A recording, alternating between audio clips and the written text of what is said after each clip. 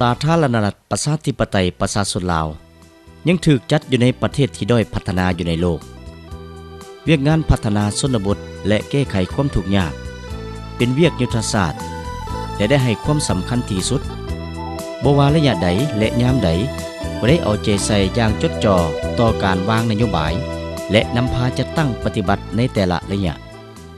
ซึ่งแสดงออกในแต่ละมติกองประชุมใหญ่ของพรรคแม้นได้กำหนดนโยบายเกี่ยวกับการพัฒนาชนบทรอบด้านและแก้ไขความทุกข์ยากเป็นต้นแม้นมติกองประชุมใหญ่ครั้งที่7และที่8ซึ่งกำหนดว่าพรรคประชาชนปฏิวัติลาวและรัฐบาลแห่งสาธารณรัฐประชาธิปไตยประชาชนลาวจะสู้ชนนำพาประเทศชาติให้หลุดพ้นออกจากสภาพด้อยพัฒนาให้ได้ในปี2020โดยลดล้างความทุกข์ยากให้ได้ในขั้นพื้นฐานเมื่อถึงปี 2010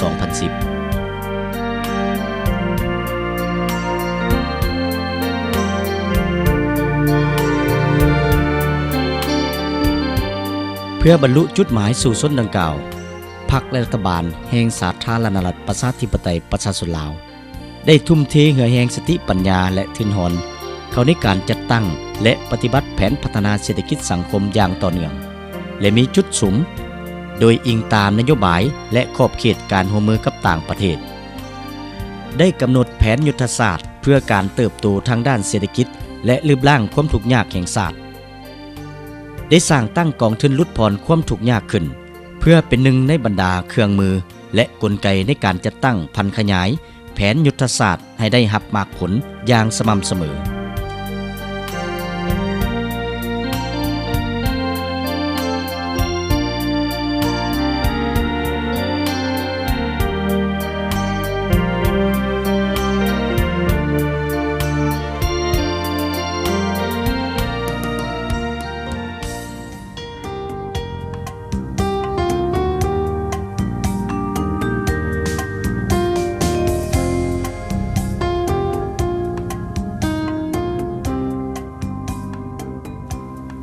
ได้มีนโยบายมติคำสั่งคำแนะนำเกี่ยวกับเวียกงานพัฒนาชนบทแก้ไขความทุกข์ยากให้เป็นระบบครบสุดและเป็นบอนอิงอันนักแน่นให้แก่การจัดตั้งปฏิบัติเวียกงานดังกล่าวและได้นำไปจัดตั้งเผยแพร่ให้ประชาชนบรรดาเผ่ารับรู้เสื่อมซึมและเข้าร่วมในการปลุกระดมคนขวยโฆษณาศึกษาอบรมบำรุงก่อสร้างและจัดตั้งนำพาประชาชนหำเหียนเสื่อมซึมแนวทางแผนนโยบายข้อกำหนดกฎหมายแผนพัฒนาของภาครัฐในแต่ละระยะอย่างตั้งหน้าและเฮ็ดให้ความตื่นตัวทางด้านการเมืองของประชาชนสูงกว่าเก่าสิทธิประชาธิปไตยของประชาชนได้รับการเสริมขยายสติเป็นเจ้าตนเองและสร้างความเข้มแข็งด้วยตนเองความสามัคคีปองดองของประชาชนบรรดาเผ่าได้รับการเชิดชูขึ้นอย่างบ่หยุดยั้ง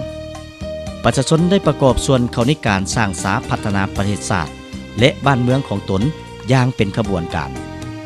ตั้งหน้าแก้ไขบรรดานอแหนงที่พาก่อให้เกิดความบ่สงบและปรากฏการณ์ย่อท่อต่างๆในสังคมซึ่งได้ให้รากฐานชนบทและตัวเมืองมีความสงบปลอดภัยเป็นระเบียบเรียบร้อยโดยพื้นฐาน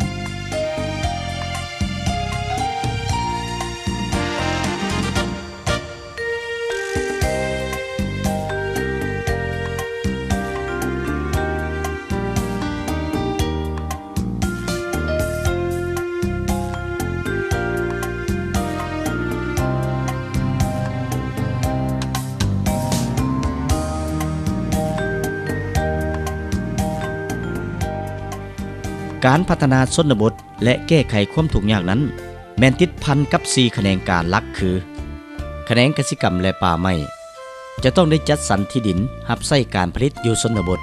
เพื่อให้ประชาชนมีบ่อนทำมาหากินเลี้ยงชีพให้ทั่วถึง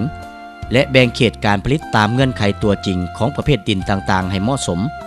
เพื่อสร้างแผนการและโครงการปลูกพืชและเลี้ยงสัตว์ต่างๆเพื่อให้แต่ละท้องถิ่นกำหนดสินค้าที่สอดคล้องกับสภาพดินฟ้าอากาศของท้องถิ่นนั้นให้ได้อย่างขาดตัว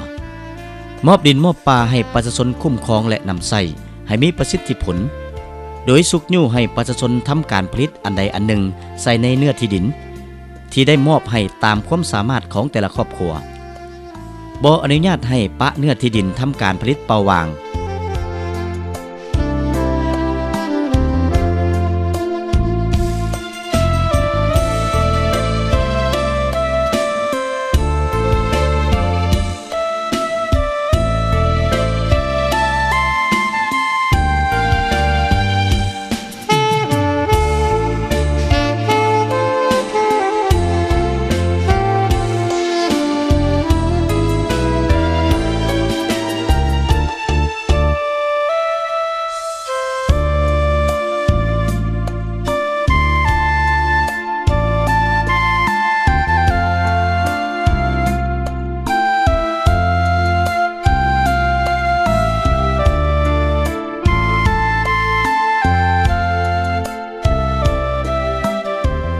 การอนุญาตให้บุคคลหรือหัวหน่วยธุรกิจต่างๆสัมปทานเนื้อที่ดินเพื่อปลูกฝังและเลี้ยงสัตว์เป็นสินค้า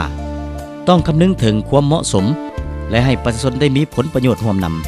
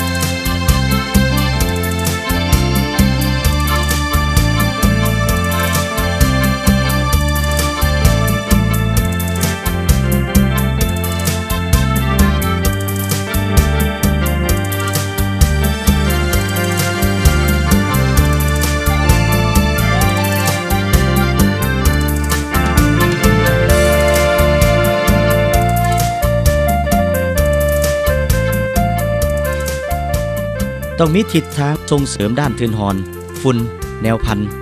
ยาปราบศัตรูพืชการฝึกอบรมวิธีการปลูก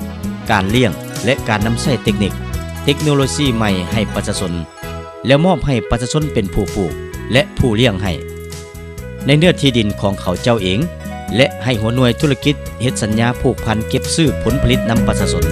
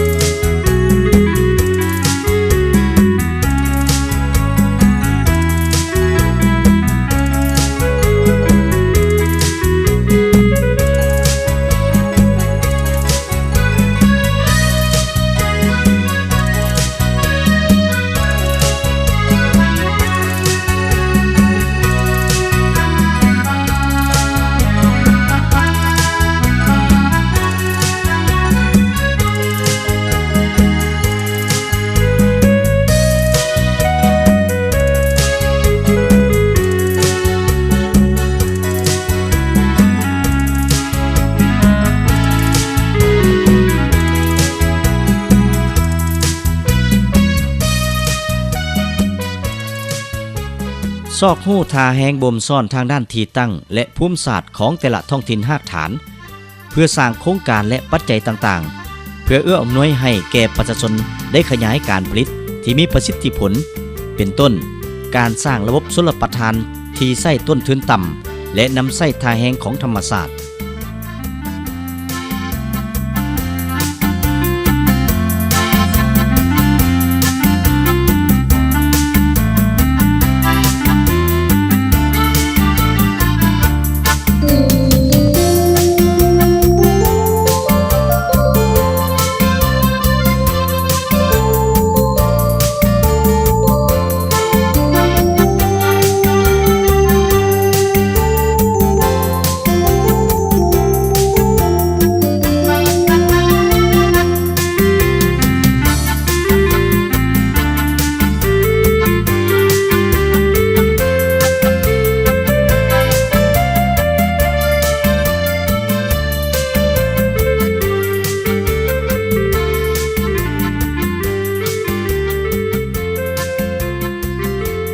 การสร้างศูนย์ผลิตและขยายแนวพันธุ์พืชและสัตว์ประเภทต่างๆตอบสนองกลจักการเกษตรให้แก่ประชาชนเพื่อหันชนบทก็คือเวียกงานกสิกรรมและป่าไม้ให้เป็นอุตสาหกรรมและทันสมัยเทื่อละก้าว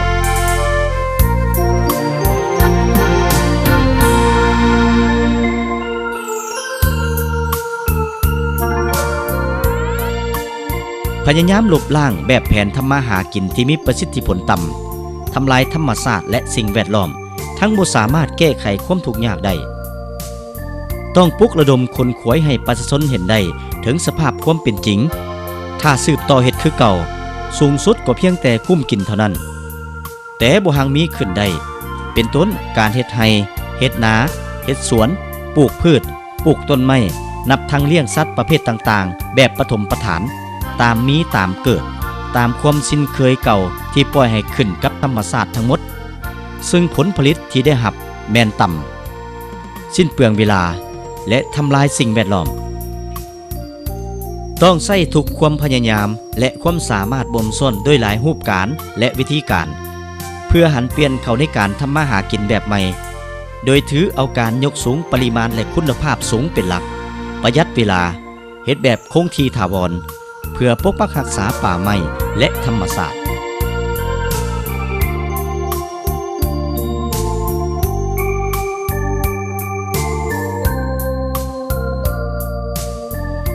ปฏิบัติโครงการปลูกป่าเพื่อเพิ่มเนื้อที่ปกคลุมของป่าไม้ให้ได้ตามคาดหมาย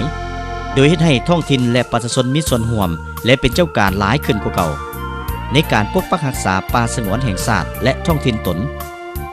รักษาป่ายอดน้ำป่าที่ติดพันกับเขตที่มีห่องห้อยวัตถุโบราณและวัฒนธรรมเก่าแก่ดั้งเดิมเขตท่องเที่ยวที่เป็นประวัติศาสตร์ด้วยวิธีการมอบให้ประชาชนสร้างขบวนการปลูกป่าเพื่อฟื้นฟูป่าและสิ่งแวดล้อมระบบนิเวศวิทยาให้ขึ้นสู่สภาพที่เป็นธรรมชาติเขียวงามประชาชนที่ดำรงชีวิตอยู่ใกล้ป่ายอดน้ำต้องได้ระดมให้ยกย้ายไปอยู่เขตจัดสรรใหม่และปลูกต้นไม้ให้ดกหนาคืน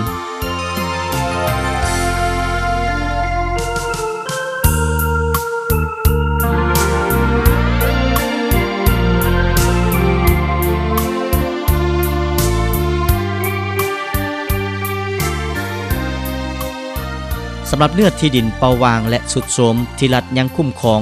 แม้นต้องได้ปลุกระดมให้ประชาชนปลูกป่าโดยมีนโยบายตอบแทนค่าแรงงานที่เหมาะสมแก่เขาเจ้าในการปลูกและปกปักรักษาต้นไม้ให้ผ่านพ้นระยะที่มันจะเสียหาย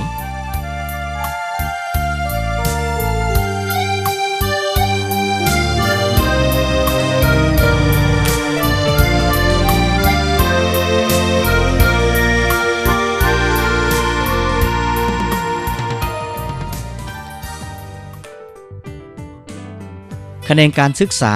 แม้นมีบทบาทตัดสินถึงการพัฒนาชนบทและแก้ไขความทุกข์ยาก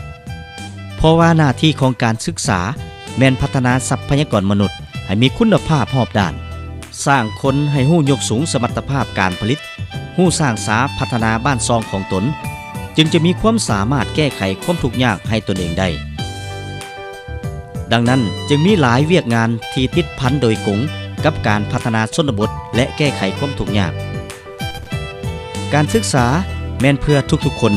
และต้องพัฒนาให้มีประสิทธิผลอย่างว่องไวเพื่อสร้างเงื่อนไขให้ลูกหลานของประชาชนที่ฮอดเกณฑ์อายุเข้าเรียนและปฏิบัติมาตรการอย่างเด็ดขาดบ่ให้นักเรียนชั้นประถมปะละการเรียนใส่ความพยายามทุกสิ่งทุกอย่างเพื่อปลูกจิตสำนึกเพื่อให้เขาเจ้ามีจิตใจกระตือรือร้นกับการทำเรียนในอนาคตข้างหน้า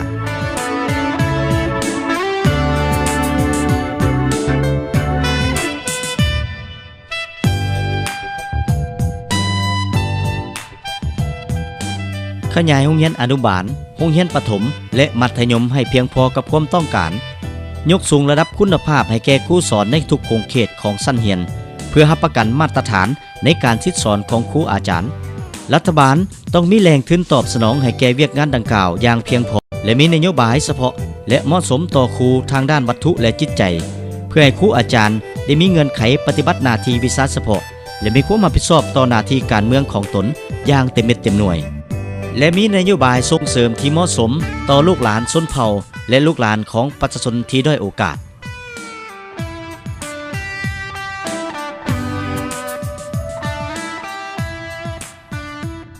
คะแนนสาธารณสุข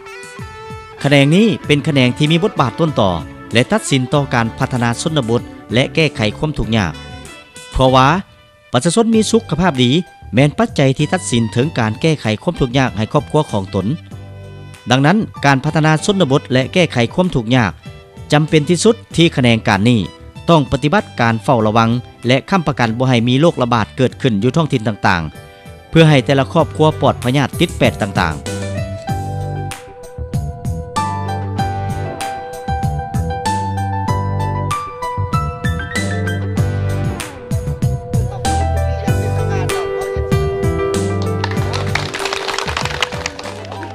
ต้องสร้างโครงการโฆษณาสุขอนามัยให้กว้างขวางทั่วถึงเพื่ พื่อส่งเสริมให้ประชาชนดำรงชีวิตถูกตามหลักอนามัยนำใส่ทุกเงินไขทาแหงและความสามารถของแพทย์หมอเพื่อสกัดกั้นพยาธิบ่ให้ประชาชนแม่และเด็กติดเชื้อพยาธิต่างๆ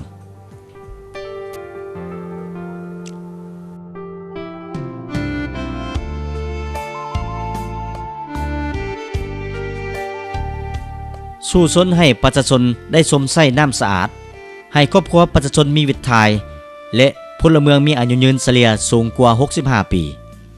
ต้องสู่สนปฏิบัติโครงการปิ้นปัวสุขภาพให้แก่ประชาชนให้นับมือวางไว้ทันการและทันสมัยขึ้นเรื่อยๆ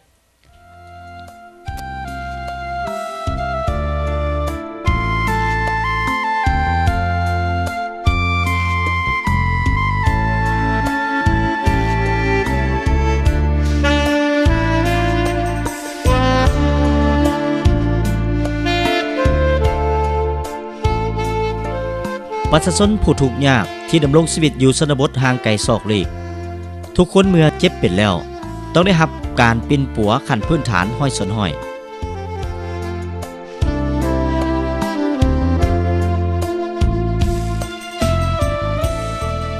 ยกสูงคุณภาพและขยายระบบตานางการติดตามกวดกาและปิ้นปัวสุขภาพโดยประกอบแพทย์หมอที่มีความสำนิชำนาญมีจรรยธรรมสูงและประกอบเครื่องมือที่จำเป็นให้นับมือนับทันสมัยให้แก่ห้องหมอขั้นต่างๆ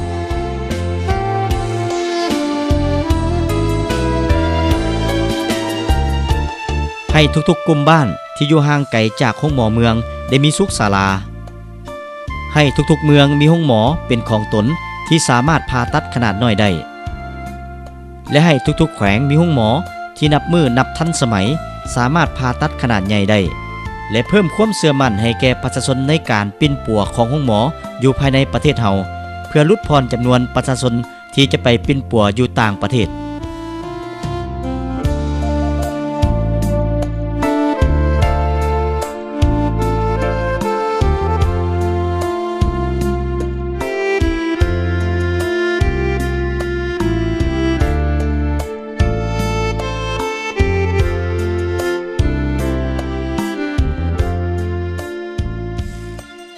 แขนงโยธาธิการและขนส่ง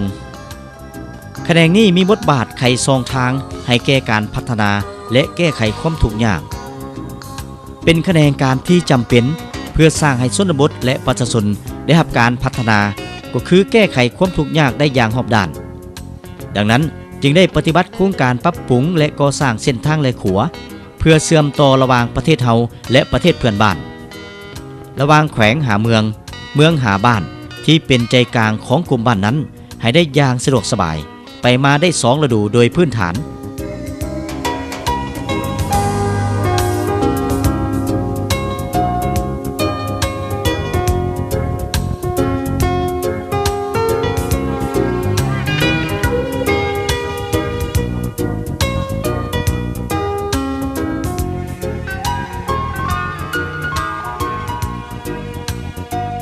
ปลุกระดมการประกอบส่วนของประชาชนและภาคส่วนเศรษฐกิจต่างๆเพื่อก่อสร้างเส้นทางใหม่และบูรณะปกปักรักษาเส้นทางที่มีแล้วนั้นให้จบงาม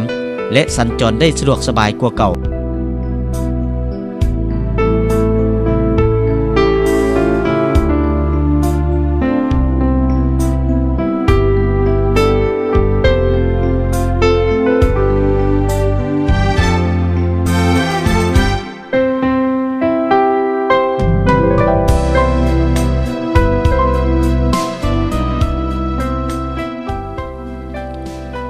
ในปัจจุบันเส้นทางรถไฟที่ผ่านข้ามขัวน้ำของจากหนองคายประเทศไทยสู่นครหลวงเวียงจันทน์นั้น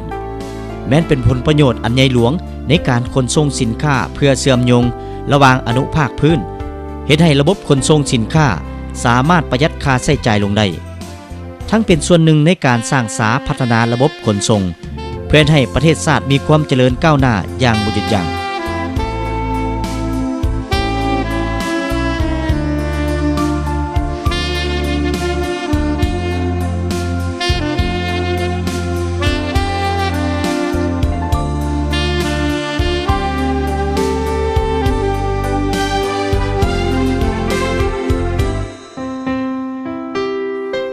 สู่สนให้แต่ละแขวง มีระบบน้ำประปาใช้อย่างเพียงพอและทั่วถึงในขั้นเมือง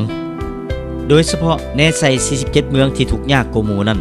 ให้มีระบบน้ำประปาใช้โดยพื้นฐานขั้นบ้านก็แม่นให้ได้ใช้ระบบน้ำประปาหลายกว่า75ส่วนห้อยเมื่อฮอดปี 2010 โดยส่งเสริมให้ประชาชนหรือหัวหน่วยธุรกิจในท้องถิ่นร่วมกันเฮ็ดนอกจากนั้นแม่นสืบต่อปฏิบัติโครงการสร้างผังเมืองให้สำเร็จในทุกๆเทศบาลของแขวงและของเมือง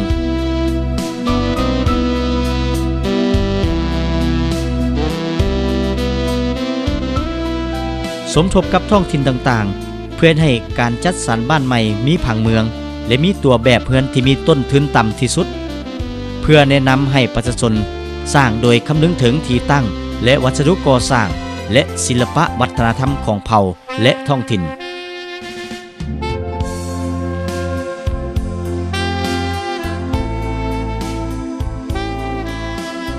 ขยายแขนงโทรคมนาคมและไปรษณีย์ให้ลงถึงระดับกลุ่มบ้านและบ้านเป็นส่วนใหญ่โดยสร้างโครงการเอาท้องถิ่นและประชาชนเข้าร่วมในการปกปักรักษาก่อสร้างเส้นทางและหัวประเภทต่างๆ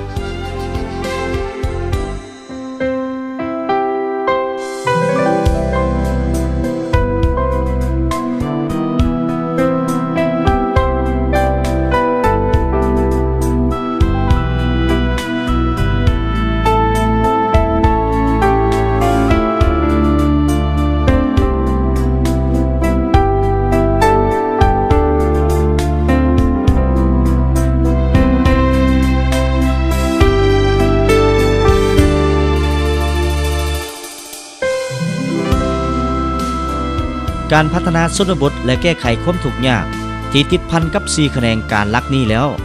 ก็ยังติดพันกับแขนงการอื่นๆอีกที่ปิ่นอ้อมในนั้นมีแขนงอุตสาหกรรมและการค้า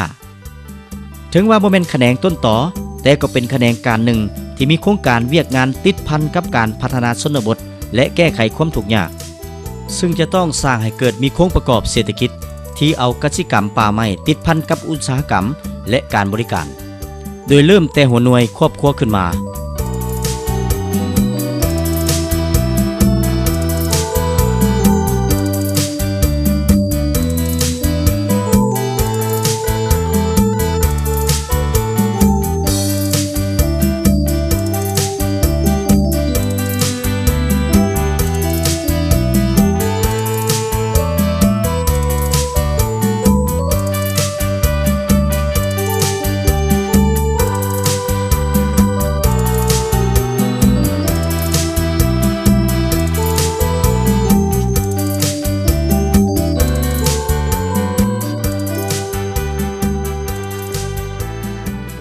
ต้องได้สุกยู่ส่งเสริมให้ประชาชน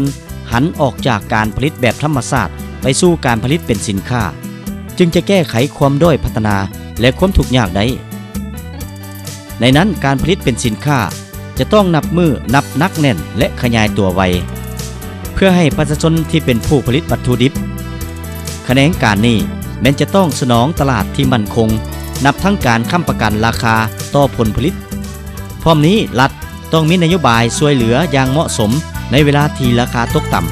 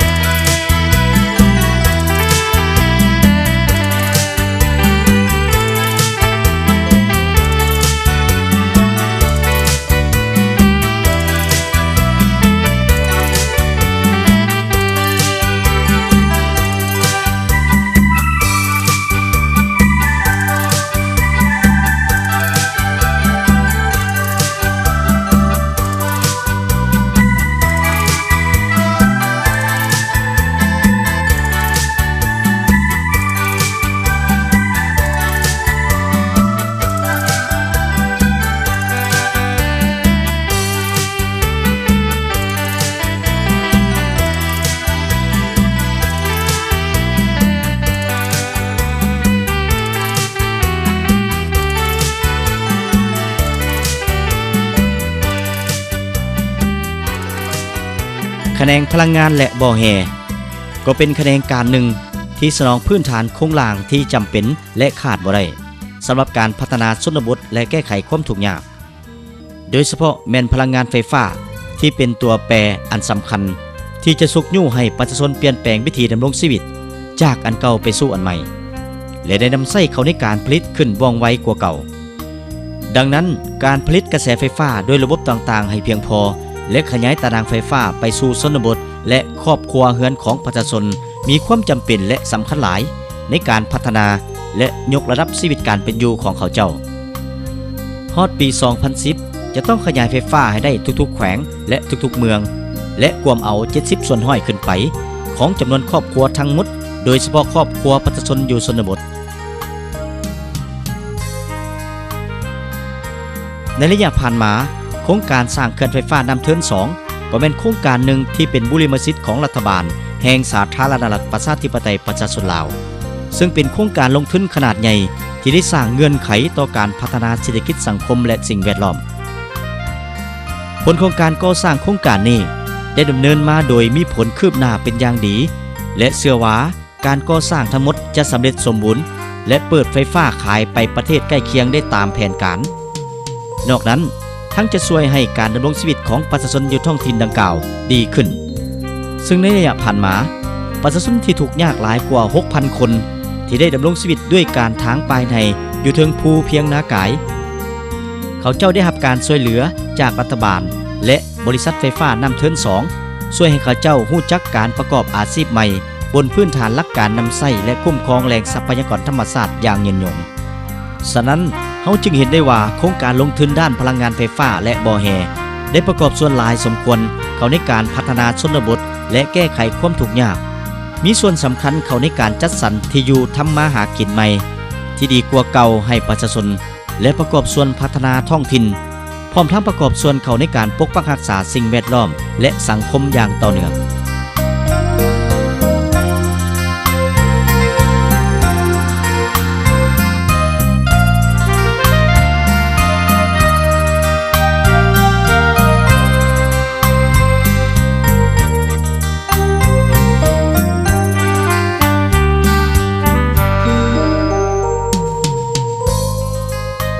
แขนงแรงงานและสวัสดิการสังคมก็มีบทบาทในการสร้างโครงการจัดหาเวียกเฮ็ดงานทำให้ประชาชนทั้งอยู่ในตัวเมืองและชนบทในนั้นเมื่อฮอดปี 2010 ให้สามารถแก้ไขการวางงานอยู่ในตัวเมืองและชนบทให้ได้โดยพื้นฐาน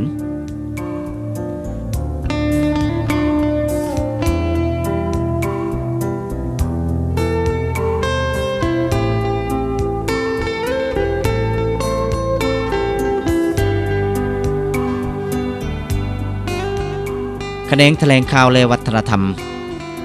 ก็เป็นเวียกงานหนึ่งที่เคียงคู่กับการพัฒนาเศรษฐกิจก็คือการพัฒนาชนบทและแก้ไขความทุกข์ยากเพื่อให้ประชาชนมีอยู่มีกินอย่างเพียงพอในด้านวัตถุไปพร้อมๆกับการยกสูงความสีวิไลทางด้านจิตใจให้เคียงคู่กันไป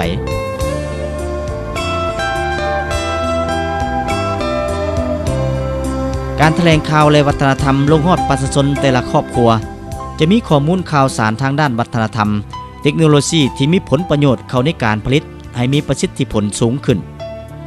เฮ็ดให้เขตแขวงท้องถิ่นนั้นลดพรได้ปรากฏการณ์ย่อท่อต่างๆและถ้าทุกครอบครัวของประชาชนมีความถูกต้องปรองดองกันดีภายในครอบครัวแน่นอนท้องถิ่นนั้นครอบครัวนั้นจะเงื่อนไขพื้นฐานให้แก้การพัฒนาให้ได้ไวที่สุด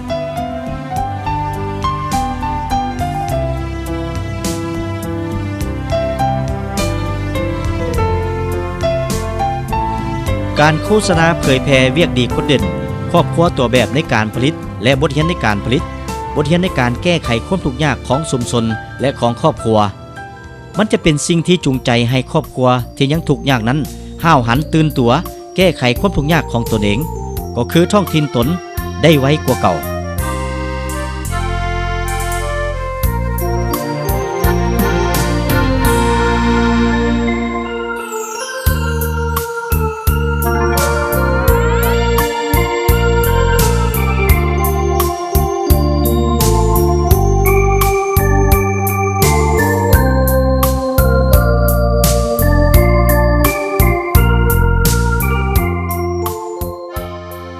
ดังนั้นเวียกงานแถลงข่าวและวัฒนธรรมจะต้องหันเอาเวียกนี้ ลงฮอดกลุ่มบ้านให้ได้เป็นส่วนใหญ่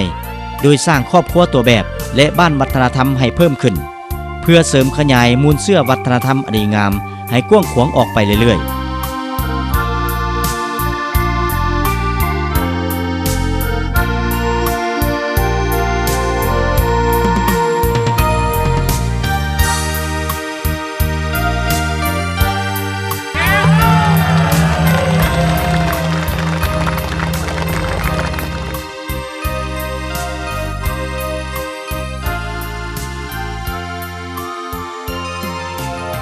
ฉะนั้นจึงเว้าได้ว่า